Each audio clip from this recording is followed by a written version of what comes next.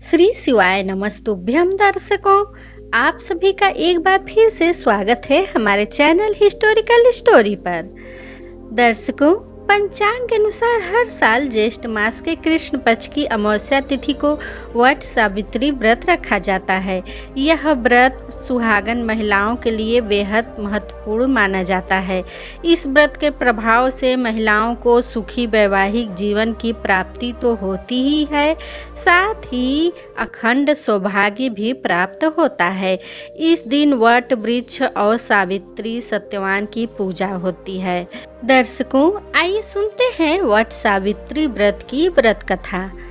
प्राचीन समय की बात है। मगध प्रदेश के एक सुदूर अंचल में राजा सतनिक का शासन था। वह न केवल अपने पराक्रम के लिए प्रसिद्ध था, बल्कि न्यायप्रियता के लिए भी जन जन में पूजित था। उसकी रानी राजकुमारी चंद्रमती अपनी पतिव्रता, व्रतशीलता और धर्मनिष्ठा के लिए पूरे आर्यावर्त में जानी जाती थी। चंद्रमती को देवताओं का आशीर्वाद प्राप्त था। वह जितनी सुंदर थी, उतनी ही बुद्धिमती और दृढ़ निश्चयी थी। एक दिन रानी चंद्रमती ने एक विचित्र स्वप्न देखा। एक विशाल वट वृक्ष के नीचे वह ध्यान मस्त बैठी है और एक ब्राह्मणी रूप में देवी सावित्री प्रकट होकर कह रही है, हे सती धर्मपत्नी, समय आने पर तू अपने पति की आयु के लिए कठिन परीक्षा से गुजरेगी, लेकिन यदि तू अटल विश्वास और व्रत का पालन करेगी तो विधि भी तेरे प्रेम के आगे झुक जाएगा। नींद खुली तो रानी का हृदय एक अद्भुत भाव से भर उठा। उसी दिन से उसने हर अमावस्या को उपवास करना शुरू कर दिया और प्रत्येक पूर्णिमा को वट वृक्ष की परिक्रमा कर देवी सावित्री की पूजा करती रही। राजा सतनिक उसकी भक्ति देख हर्षित होता, परंतु वह यह नहीं जानता था कि विधि उसके जीवन की एक कठिन परीक्षा लिख चुकी है। कुछ वर्षों बाद राजा सतनिक एक युद्ध में घायल हो गया। वह अपने सैनिकों के साथ नगर लौट तो आया, लेकिन उसकी देह में निरंतर कमजोरी बढ़ती रही। वेद हतप्रस्त थे, न कोई रोग था न कोई विष, परंतु प्राण धीरे धीरे क्षीण होते जा रहे थे। चंद्रमती समझ गई स्वप्न की भविष्यवाणी अब साकार हो रही है। वह जानती थी कि वह मात्र शरीर का दोष नहीं, बल्कि विधि का विधान है। अब समय आ गया है देवी सावित्री द्वारा बताए गए मार्ग पर चलने का।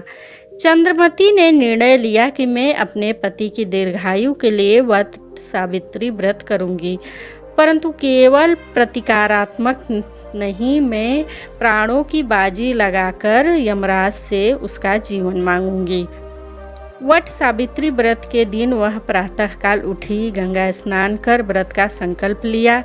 उसने गेरुए वस्त्र धारण किए और एक वट वृक्ष की छाया में बैठकर उपवास रखा। उसकी आंखों में आंसू थे, पर विश्वास भी अपार था। उसने अर्घ दिया, देवी सावित्री की पूजा की और अपने पति के नाम से 108 बार परिक्रमा की। जैसे ही सूर्य अस्त हुआ, रानी का हृदय कांप उठा। उसी क्षण एक अजीब सी ठंडी हवा चली और उसके सम्मुख प्रकट हुए यमराज। काले रंग, काला नेत्र और भयानक रूप। यमराज बोले, हे धर्मपत्नी, तेरा व्रत प्रशंसनीय है, परंतु विधि को कोई नहीं टाल सकता। मैं राजा सतनिक की आत्मा लेने आया हूँ। रानी उनके चरणों में गिर पड़ी। हे धर्मराज, यदि आप उसके प्राण ले ही जाना चाहते हैं तो मुझे भी उसके साथ ले चलिए। एक पत्नी का जीवन उसके पति के बिना व्यर्थ है।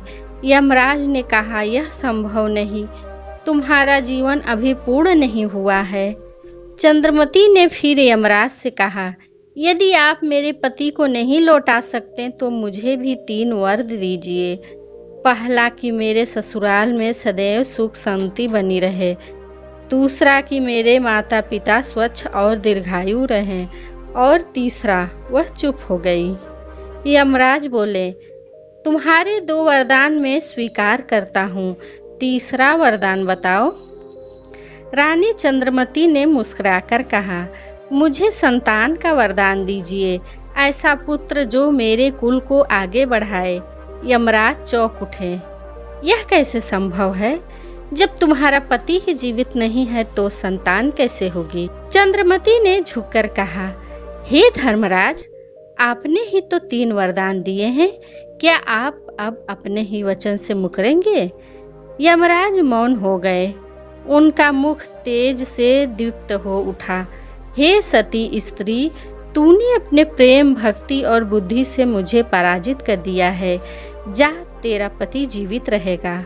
यमराज ने राजा सतनिक की आत्मा वापस उसके शरीर में डाल दी।